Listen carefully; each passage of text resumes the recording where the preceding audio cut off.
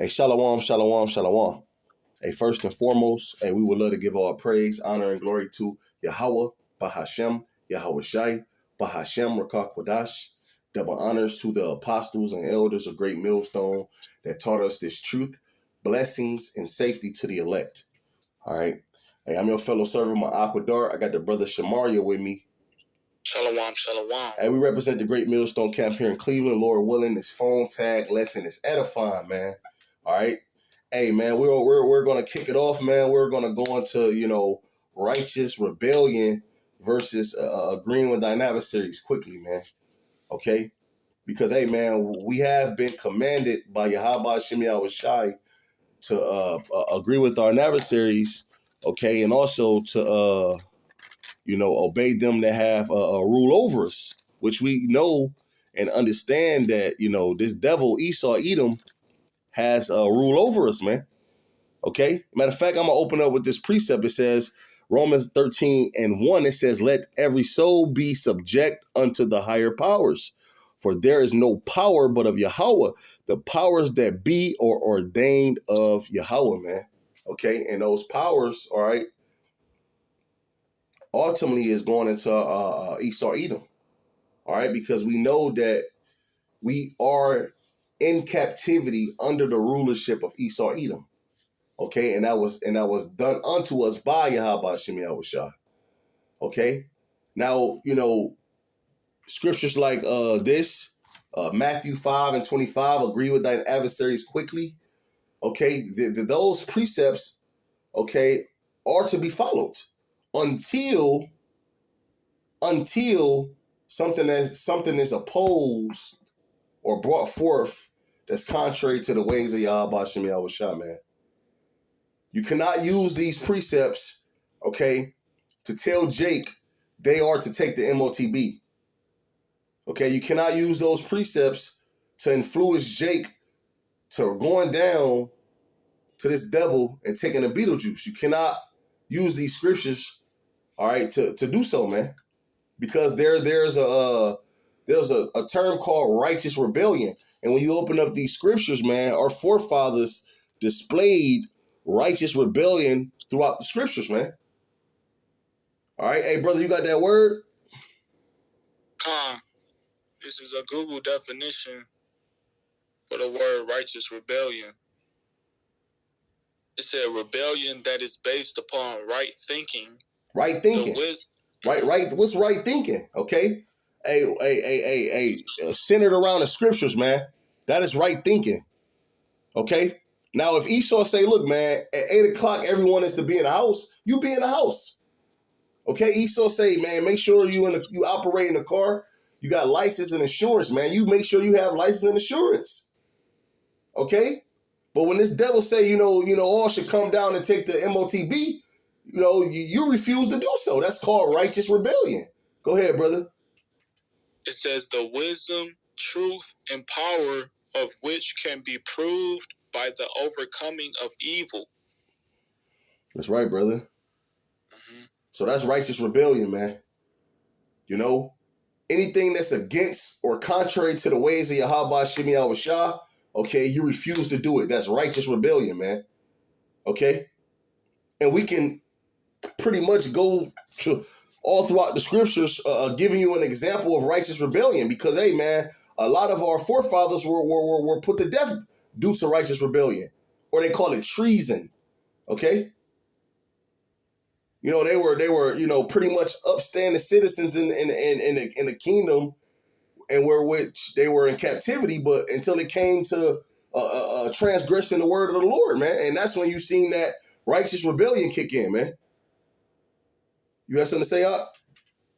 No, I ain't had nothing to say. I actually had a precept, if I could. You got it, brother. This is Acts chapter 4, and I'm gonna start at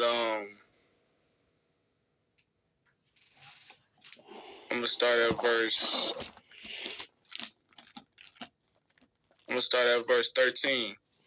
It says, "Now when they saw the boldness of Peter and John, and perceived that they were unlearned and ignorant men, they marveled and they took knowledge of them that they had been with Yahushua. And just a little quick background, this is going into the apostles and Peter and John. They were going into the city and they was preaching the doctrine. They was preaching Yahushua, right? And when it says that they were unlearned, ignorant men, meaning that they wasn't going to, they wasn't learned within theological schools. Right, theological schools and things of that nature. That it was literally Yahushua who taught them and raised them up within the things that they knew in the scriptures. That's why I said that at the end of this verse, it said, and they took knowledge of them that they had been with Yahushua. So verse 14, it says, and beholding the man which was healed, standing with them, they could say nothing against it. Right? So they healed a man who was disabled, and they healed him in the name of Yahushua. And everybody in the city, they seemed to happen. Because the man that was healed, he ran, he told the people how he was healed in the name of Yahushua. All right, and it says, verse 15, but when they had commanded them to go aside out of the council, they conferred among themselves, saying, what shall we do? It said, what shall we do to these men? For that indeed notable miracle have been done by them is manifest to all them that dwell in Jerusalem, and we cannot deny it. Right? So basically they healed the man in the name of Yahushua, and it was undeniable. Right? But at the same time, what it was doing was it was having more people believe in Yahushua, and it was taking away revenue within certain wicked scribes and Pharisees, man, who was all about the law, the law, the law. So they had to do something to depress the doctrine. So it says in verse 17, but that is spread no further among the people, let us straightly threaten them that they speak henceforth to no man in this name. So then you had the council, they were saying, all right, we got to tell these people to stop preaching Yahushua. We got to threaten them to stop speaking, stop preaching this doctrine. And it say verse 18, and they called them and commanded them not to speak at all, nor teach in the name of Yahushua. So once they found out Peter and John, they healed somebody in the name of Yahushua, and they was preaching that doctrine, they was like, all right, y'all need to stop preaching this. Right? They told them, stop preaching the name of Yahushua and stop healing people, stop even using this name, stop. That was that was the law. This is the higher ups back then in the Roman Empire. This is the powers that be telling them to stop preaching the name Yahushua. It says verse 19, but Peter and John answered and said unto them, whether it be right in the sight of Yahweh to hearken unto you more than unto Yahweh, judge ye. For we cannot but speak the things which we have seen and heard. So that the Peter basically answered them and said, look, man, whether you see it fit and you judge whether it's right to, speak the name of Yahweh Hashem Yahushua to hearken unto you or hearken unto the Lord. But we going to speak the things that we were taught. That's basically what Peter and John told them, man. We're going to continue to preach this name Yahweh Hashem Yahushua. And that's an example of righteous rebellion. Even though the powers that be was telling them to stop preaching that name, it was bound to them to preach the name because that was a part of prophecy. It was commanded. Yahushua told them and commanded them to feed his sheep. So that's what they did, man. They had to righteously rebel. So it said, verse 21, so when they had further threatened them, they let them go, finding nothing, how they might punish them because of the people. For all men glorify Yahweh for that which was done. So they had to end up letting them go, man. They had to end up letting them go because of fear of the people, because the people glorified and worshiped the Lord, man.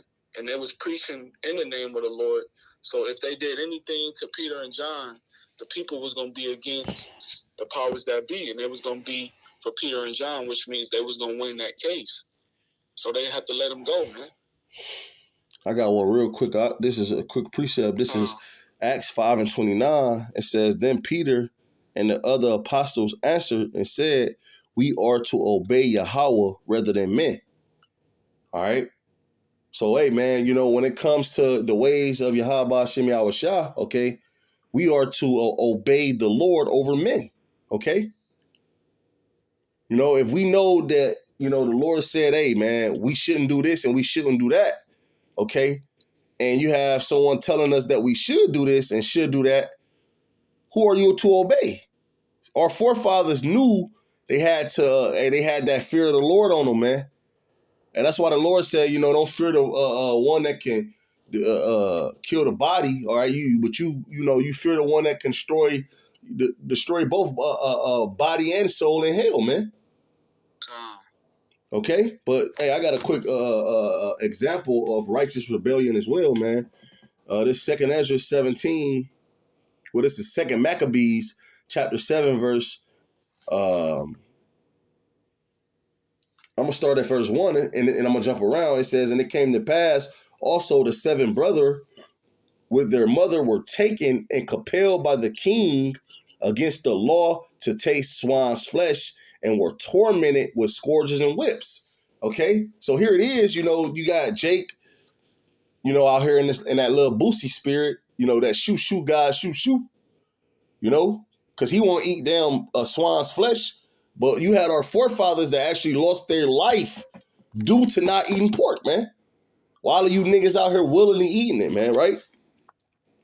It says, but one of them spake first and said, thus, what wouldest thou ask or learn of us? We are ready to die rather than to transgress the laws of our father, man. Okay?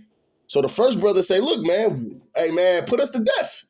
We rather get put to death than to transgress the law of the Lord, man. That's called righteous rebellion, man. Right? And it says, then the king, verse 3, then the king being enraged commanded pans and cauldrons to be made hot, which forthwith being heated, he commanded to cut out the tongue of him that spake first, and to cut off the utmost parts of his body, and the rest of his brethren and his mother looking on, man. This is a prime example of righteous rebellion. Hey, think about Shadrach, Meshach, and Abednego in the book of Daniel, man. They didn't bow down and worship the image of Nebuchadnezzar, man. Okay? And guess what? They were throwing that furnace, man, that burning furnace. Okay? So they chose death than to transgress the law of the Lord. That's called righteous rebellion, man. Okay? But I'm just going to keep reading.